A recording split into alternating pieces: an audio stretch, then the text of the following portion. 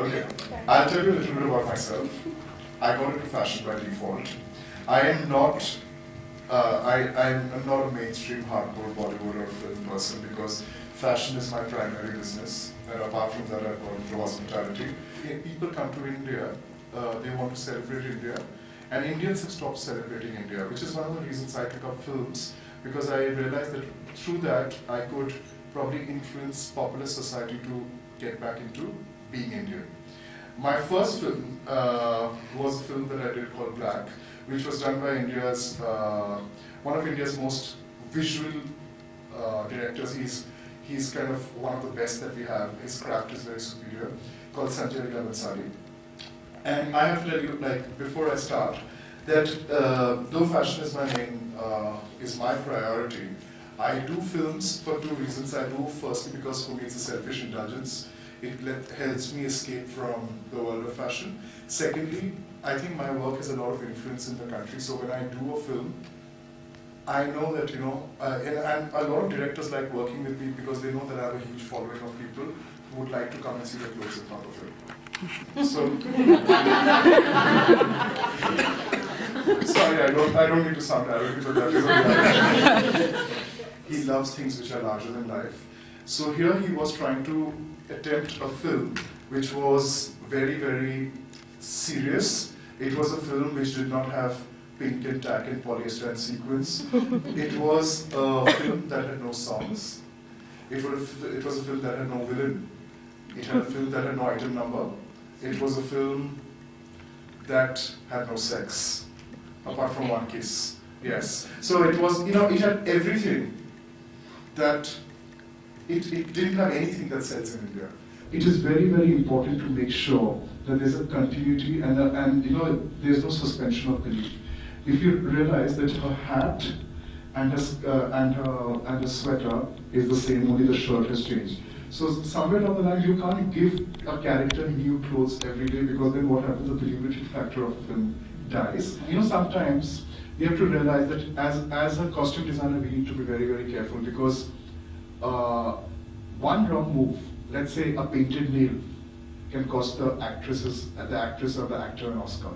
So what we did in this case is we made sure that her nails were clipped, because, you know, when you do not have vision, your parents will make sure that your nails are clipped so that you don't scratch yourself. This is the most iconic scene. If you look at her, we've given her what we thought would be an overdose of jewelry. So she has a brooch, she has earrings, and she has the cross, and she has a red printed silk dress.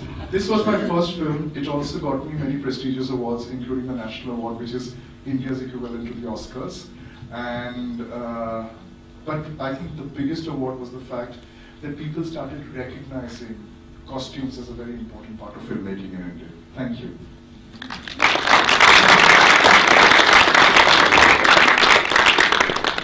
This is the last film that I've done. In fact, this is my second film with this director, and the moment I leave Melbourne, I'll go to sign my new contract with him for the third film that I'm going to do with him.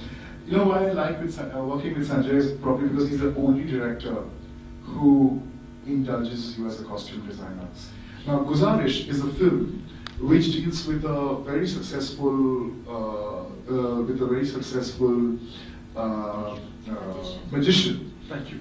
Who basically had an accident, and he's paralyzed neck down, and he can't do much. He was a very successful man.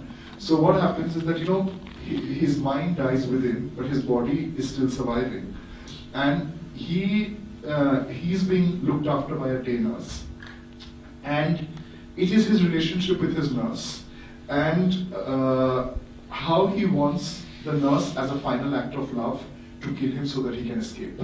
And when I did Aishwarya's clothes for Guzarish, it was very, very, very, very, very controversial, because the nurse came in all finery. She wore red lipstick, and everybody in India says, why is this woman wearing red lipstick? Why is so much of cleavage showing? Why is she wearing these schizophrenic clothes that almost borderline madness? You know, I was very influenced by a director that I really admire, Pedro Almodovar. And you know, I'd seen a film called Women on the Verge of Nervous Breakdown. And that was the backstory that went on in my head when I was doing Guzarish. And the plot fascinated me. And Sanjay said that, listen, Sabyasachi, it can't be a dark film. It's a very dark thought already. We have to make this film. He gave me a brief, I'll tell you. He said the film needs to look like a tango club. Now, it's a film that you're talking about terminal disease, you're talking about a man who's going to die and his nurse, and you want it to look like a tango club. So, this is as odd as his references are. A director's vision is to make a film come true, but he's not sometimes technically qualified to understand what clothing can do to the film. So that is where you need to be his support system and you need to help him visualize. So with Guzarish, when I was talking to him, I found out a very interesting thing about Aishwarya. She's a woman who has a very abusive husband. She is in an abusive relationship. Her husband beats her up a lot. So as an escape, she comes to work with this man. And that's when I started creating a backstory for the film as well. So I went and told Aishwarya that, Aishwarya, you need to be like this, almost like this very French school teacher, very stern. You should never smile in the film. You should say very little. Your posture should be very erect. You should wear these very uncomfortable shoes. And, what happens is, when women go through depression, men or women go through depression, we have two tendencies. We either have a tendency of overeating or undereating, or we have a tendency of overdressing or underdressing. Where you would realize that, today when I see a woman dressed head to toe in, let's say, Chanel or Prada or Gucci, and I know that there's something wrong with her life. I know that she's trying to compensate by making her handbag, by telling her handbag that you're my best friend. So I belong to fashion, where I realized that what fashion does, it makes a global business out of feeding on people's insecurities. So what I decided, Aishwarya would be one of them, that her clothes are her defense mechanism, they are her weapon. So 10 people sitting on the road would look at that woman and say, who's this mad woman who goes to that house every day and comes out every day and wearing such weird clothes? Who is she? But some poet or some writer sitting on the roadside would say, she's going through difficult times. And it was very subtle. India hadn't awakened to that kind of sensibility in clothing. I think I got -3 stars out of 5 stars. It got completely panned, but in the West, this film got very deeply acknowledged for its sensibilities. Over to Guzarish. Two people came into my head when I was doing this film. I have two big muses. One of my biggest muses is a Mexican painter called Frida Kahlo. I really love Frida's sensibilities. And also the other thing that comes into, sometimes I have to think of the woman. So I thought of Frida Kahlo, I thought of Paloma Picasso. Women with a very strong, loud, subversive sensibility. We employ directly over 1,100 people in the company, and we have employed a lot of villages in India, so we give employment to over 75,000 people all across the country. So it's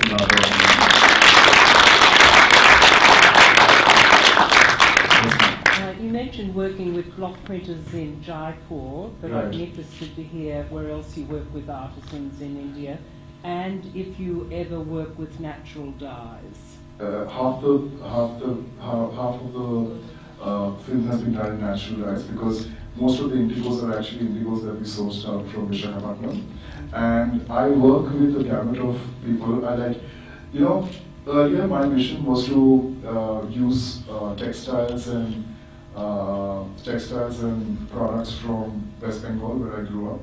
But then I had a little bit of money, and I started traveling all over India, and I realized that why not India? And now I've traveled all over the world. Now I want to adopt a few villages in Africa also, because I think that when the world goes towards homogenized luxury, it's art and craft that is going to become the real luxury for people who are erudite, who have traveled. And in India, I work with almost every single art and craft belt. In fact, the next film that we are doing, we are going to extensively source from Gujarat, like Saurashtra, Kutch, and also from Rajasthan. India is full of fashion designers these days. So you obviously stand out among the crowd. So what makes you original, fresh, and keep your work innovative?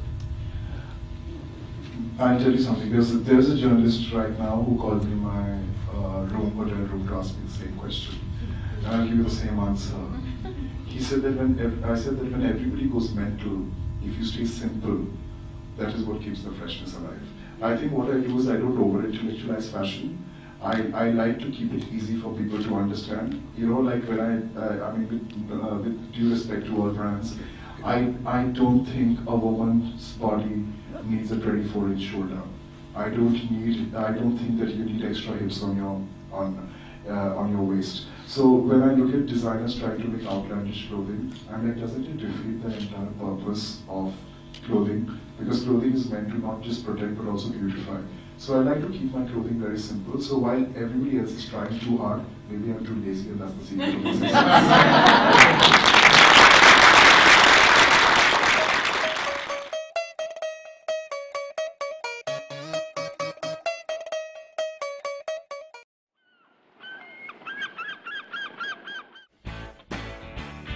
First impact is like its form, all of the details, how they come together as an object. This is about want.